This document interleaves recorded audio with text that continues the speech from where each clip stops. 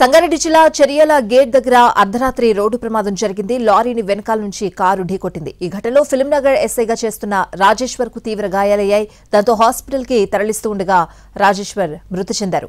బల్కంపేట ఎల్లమ్మ ఆలయం వద్ద బందోబస్తు నిర్వహించి తిరిగి స్వగ్రామానికి వెళ్తూ ఉండగా ఈ ఘటన చోటు చేసుకుంది.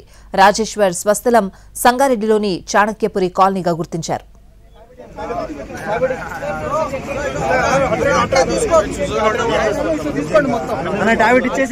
సంగారెడ్డి జిల్లా చెరియల గేట్ దగ్గర అర్ధరాత్రి రోడ్డు ప్రమాదం జరిగింది. లారీని వెనకాల నుంచి కారు ఢీకొట్టింది.